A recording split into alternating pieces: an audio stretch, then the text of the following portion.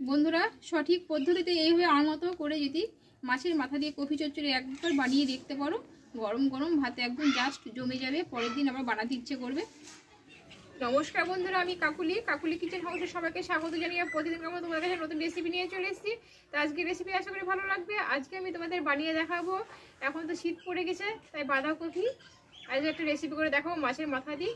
তাহলে চলো শুরু করি। দেখো এখানে একটা কফি নিয়েছি, এই কফিটা আমি আগে একটু ধুয়ে নেব।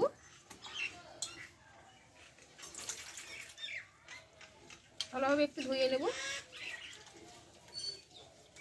উপর পাতলা খোসাটা আমি ফেলে দিয়েছি। দেখো কফির এই মোটা ডান্টাটা আমি কেটে ফেলে দেব।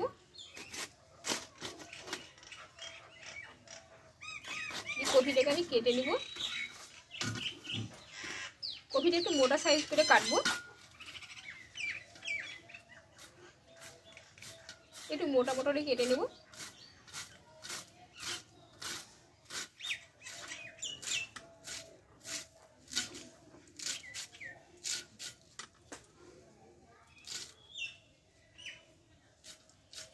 দেখো পুরো আমি গোটা কফিটা কেটে নিলাম।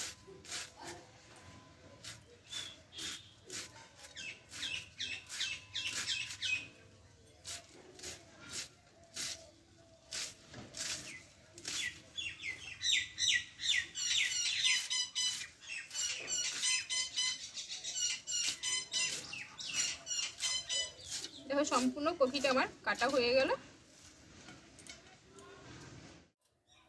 দেখো কফিটা কাটা হয়ে গেল। আর এখানে আমি একটা বড় কাতলা মাছের মাথা নিয়েছি, এই অর্ধেকটা মাথা দিয়ে আমি কফিটা রান্না করব। তাহলে চলো নুনটা ধরিয়ে নিই। নুনটা ধরিয়ে কড়াটা গরম করে নিয়েছি, আমি কিছুটা সাদা তেল দিয়ে দেবো। আর রান্নাটা পুরো সাদা তেলে করব। আর এখানে দেখো মাছের মাথাটা আমি লবণ হলুদ মাখিয়ে নিয়েছি, ভেজে নেব।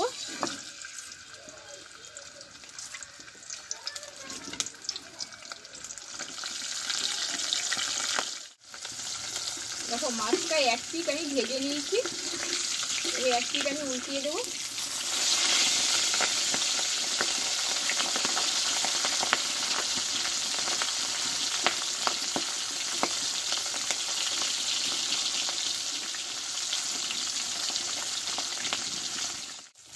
দেখো মাছটা আমি ভালোভাবে দুই পিঠ আমি ভেজে নিয়েছি, এবার তেল থেকে তুলে নেব। তেলটা ভালোভাবে একটু ঝরিয়ে নিলাম। আর এখানে আমি দুটো মিডিয়াম সাইজে আলু কেটে নিয়েছি, আলুটা আমি এই তেলে একটু কষে নেব।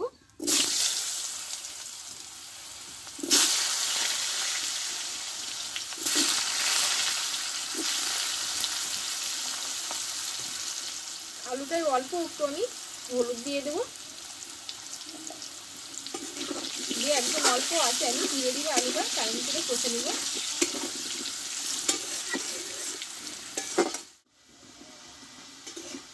দেখো আলুটা আমি একটু লাল লাল করে একটু কড়াভাবে আমি কষে নিলাম ভালোভাবে।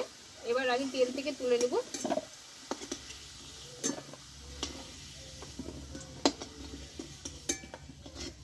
তেলে আমি একটা শুকনো লঙ্কা দেবো, আর দেবো একটা তেজপাতা, আর এখানে দুটো এলাচ নিয়েছি, লবঙ্গ দারচিনি দিয়ে দেবো। আর অল্প দেবো একটু গোটা জিরে। দেখো ফোড়নটা ভালোভাবে আমি ভেজে নিয়েছি। আর এখানে কয়েকটা আমি রসুন কোয়া দিয়ে দেবো।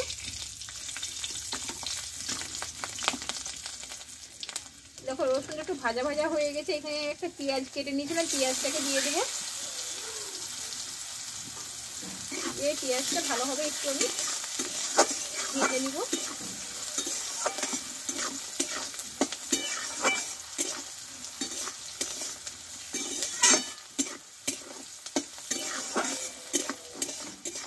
পেঁয়াজটা খুব কড়া করে ভাজবো না, একটু কাঁচা কাঁচা থাকবে রসুন পেঁয়াজটা দুটোই।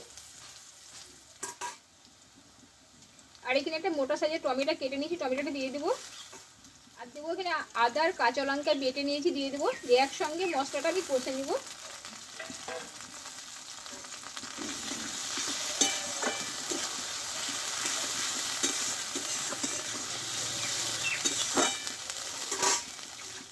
দেখো রান্না টাইমে যতটা লবণ লাগবে পরিমাণ মতো লবণটা আমি এখনই দিয়ে দেবো।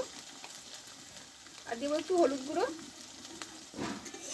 দিয়ে আদা আর কাঁচা লঙ্কাটা একটু টমেটোর সঙ্গে ভালোভাবে আমি কষে নিব, যাতে কাঁচা গন্ধটা চলে যায়।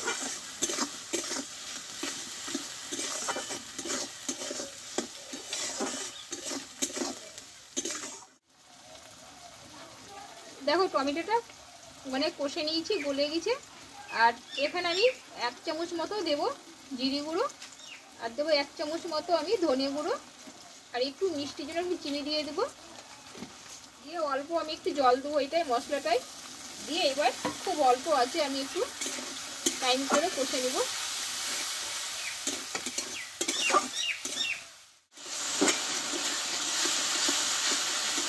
দেখো মশলাটা ভালোভাবে কষে নিয়েছি, তেলটা ছেড়ে দিয়েছে। এবার কষে রাখা আমি আলুগুলো দিয়ে দেবো। একটু মশলার সঙ্গে একটু নাড়াচাড়া করে নেব। এবার এখানে যে আমি কপিটা কেটে রেখেছিলাম, কপিগুলো দিয়ে দেবো।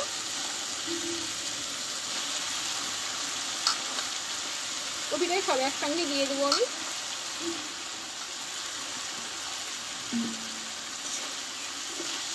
দিয়ে এবার আলু কপি মশলার সঙ্গে একসঙ্গে আমি নাড়তে থাকবো।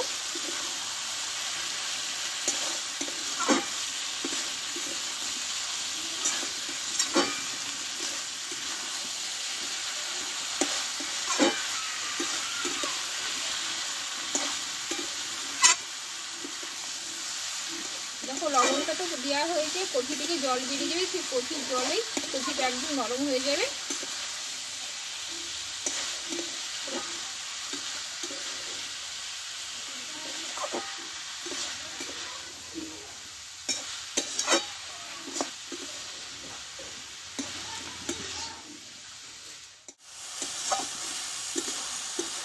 দেখো কপিটা একদম নরম হয়ে গেছে। এবার এই কপিটা আমি মাছের মাথাটা আমি দিয়ে দেবো, দিয়ে একটু আমি ভেঙে দেবো। কপিতে যে জল বেরিয়েছে এই জলটাতে কিন্তু কপিটা আরও সিদ্ধ হয়ে যাবে। তাই আমি এই অল্প আছে 6 থেকে 7 মিনিট মতো একটু ঢাকা দিয়ে রাখবো, তাহলে রান্নাটা পুরোপুরি রেডি হয়ে যাবে আমার। দেখো এবার ঢাকনাটা আমি তুলে নেব। দেখো পুরোপুরি নরম হয়ে গেছে, কালারটা কত সুন্দর এসছে দেখো। এবার আমি 1/2 চামচ মতো ওপর দিয়ে গরম মশলা দিয়ে দেবো। তোমরা একটু ঘি দিতে পারো। কিছুক্ষণ আমি নাড়াচাড়া করে নেব। দেখো আলুটাও পুরো একদম নরম হয়ে গেছে, দেখো ভেঙে যাচ্ছে। আর এই জলে কপিটা একদম ঢাকা দিয়েছিলাম, পুরো নরম হয়ে গেছে।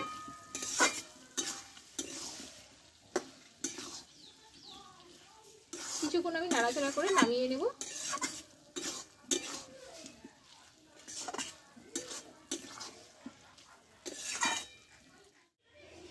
তাহলে বন্ধুরা খুব সিম্পল ভাবে আমার রান্নাটা হয়ে গেল।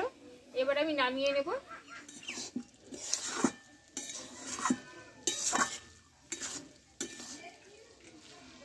দেখো বন্ধুরা তাহলে কাতলা মাছের মাথা দিয়ে আমার কপি চচ্চড়িটা পুরোপুরি আমি রেডি করে ফেললাম। এবার নামিয়ে নেব।